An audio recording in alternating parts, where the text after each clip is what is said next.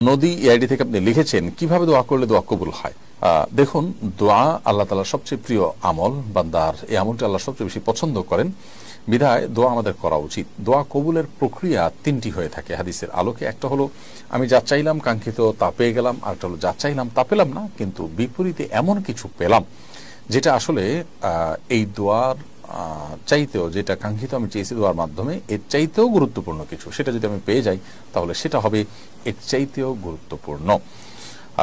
হতে পারে আমি আমার জন্য একটা জিনিসকে ভালো মনে করে আল্লাহ কাছে চাইছি, আল্লাহ তাআলা সেটা না দিয়ে অন্য একটা জিনিস দিলেন যা আমি আসলে চাইনি, অথচ সেটা আমার জন্য আরো বেশি ইম্পর্টেন্ট। এরকম অনেক সময় আমাদের দোয়া কবুল হয়।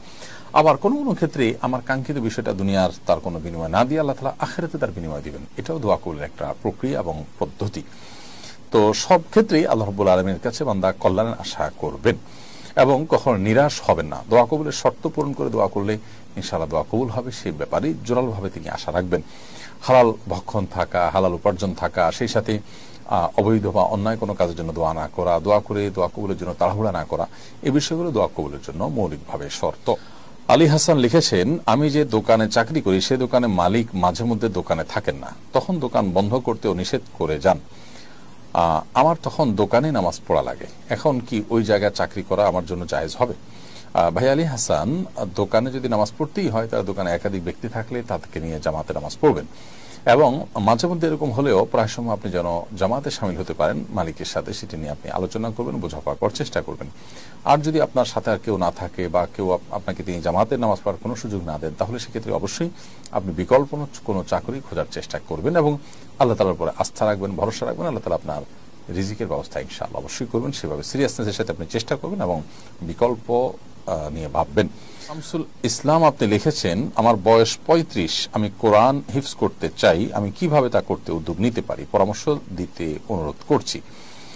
ভাই শামসুল ইসলাম, 35 বছর বয়সে কেউ চাইলে কোরআন কারীম হিফজ করতে পারে। আপনার তেলাওয়াত যদি বিশুদ্ধ না থাকে তাহলে আপনার প্রথম কাজ হবে তেলাওয়াত বিশুদ্ধ করা। আপনার আশেপাশে কোনো মসজিদের ইমাম, খতিব, কোনো হাফেজ, এরকম কোনো ব্যক্তির শরণাপন্ন হয়ে তাদের মাধ্যমে কোরআন কারীমের বিশুদ্ধ করার কাজটি আপনি সবকিছুর আগে করবেন।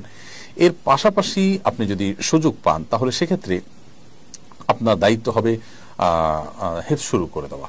কোন একজন হাফেজে কোরআন যিনি কোনো একটা মসজিদে দায়িত্ব পালন করছেন অথবা কোন একটা মাদ্রাসায় দায়িত্ব পালন করছেন, এক কথা যিনি হাফেজ, এরকম কোনো ব্যক্তির শরণাপন্ন হয়ে তার সহযোগিতা নিয়ে আপনি প্রতিদিন একটু একটু করে তেলাওয়াত করবেন এবং যেটা তেলাওয়াত করছেন সেটা সালাতের মধ্যে, নামাজের মধ্যে বারবার করে নফল নামাজে, ফরজ নামাজে আপনি পড়তে থাকবেন। ইনশাআল্লাহ আপনি এভাবে যদি ধীরে ধীরে শুরু করে দেন, আশা করা যায় আল্লাহ রাব্বুল আলামিন একসময় আপনাকে অবশ্যই তৌফিক দান করবেন এবং আপনি ইনশাআল্লাহ তাআলা আপনার কাঙ্ক্ষিত জায়গায় পৌঁছতে পারবেন, অর্থাৎ আপনি আপনার হিফজ সম্পাদন করতে পারবেন। আল্লাহ তাআলা আপনাকে সেই তৌফিক দান করুন। আমরা মনে প্রাণে আপনার জন্য দোয়া করছি। মুবাশশির আলী আপনি লিখেছেন, বর্তমানে অনেক আলেম বিয়ের সময় মেয়ের সামনে বসে কবুল পড়ায়, এটা কতটুকু ইসলাম সম্মত? দেখুন, বিয়ের সময় মেয়ের সামনে বিয়ের আগদ হতে পারে যদি মেয়ে পর্দা পুশিদার মধ্যে থাকে, কোনো অসুবিধা নেই। পর্দা পুশিদার মধ্যে থেকে যদি আগদ হয় তাহলে সে আগদ অনুষ্ঠান জায়েজ আছে। আর যদি পর্দা পুশিদার খেলাফ হয় তাহলে সেক্ষেত্রে মেয়েকে উপস্থিত রেখে এমনটি করার কোনো কারণ নেই, কারণ পর্দা ইসলামের ফরজ বিধান, বিধায় সেই ফরজ বিধান বিবাহের মধ্যে লঙ্ঘন হলে সেটা কিন্তু নাজায়েজ কাজ হবে। বিধায় এই বিষয়টি খেয়াল রাখতে হবে যে মেয়ের উপস্থিতি যদি আগদ হয়ে থাকে সেখানে পর্দা ঠিকমতো হচ্ছে কি হচ্ছে না। তো এই জন্য মেয়ের উপস্থিতি থাকাটা যে জরুরি নয় সেটা আমাদের বোঝা দরকার। অনেকে মনে করি আমরা মেয়েদের উপস্থিতি থাকা জরুরি, মেয়ের উপস্থিতি থাকা মোটেও বিয়ের আগদ সম্পন্ন হওয়ার জন্য জরুরি নয়, বরং আগদ সম্পন্ন হওয়ার জন্য মেয়ের অনুমতিটা জরুরি। অনুমতি যদি নিয়ে আসা হয় বা মেয়ের সম্মতি যদি থাকে, সেক্ষেত্রে মেয়ের পক্ষ থেকে মেয়ের বাবা বা পরিবারের কোনো সদস্য তার তরফ থেকে প্রস্তাব বা সম্মতি এটা দিলেই চলবে ইনশাআল্লাহ তাআলা। এরপরে শোয়েব আহমদ আপনি লিখেছেন, আসুন্নাহ ফাউন্ডেশনের সবার জন্য কোরবানি প্রজেক্টের আদ্যপন্ত জানতে চাই। ভাই শোয়েব আহমদ, আসুন্নাহ ফাউন্ডেশনের কোরবানি প্রজেক্টের ইতিমধ্যে আমরা ঘোষণা করেছি সবার জন্য কোরবানি প্রজেক্ট এবছরও ইনশাআল্লাহ যথারীতি হচ্ছে এবং সেই সাথে আমরা কোরবানির গোশত সংগ্রহ করার কাজ যেটি গত 2 বছর যাবত করছি সেটি এবছর আমরা আবারও করছি ইনশাআল্লাহ তাআলা। এই বছর কোরবানির একটা গরুর দাম 91,000 টাকা ধার্য হয়েছে। 7 ভাগের 1 ভাগ 13,000 টাকায় দেওয়া যাবে, আর ছাগলের দাম ধরা হয়েছে 15,000 টাকা। এবং বন্যা দুর্গত এলাকাগুলোকে এবার প্রাধান্য দিয়ে আমরা কোরবানির কাজ পরিচালনা করবো ইনশাআল্লাহ তাআলা।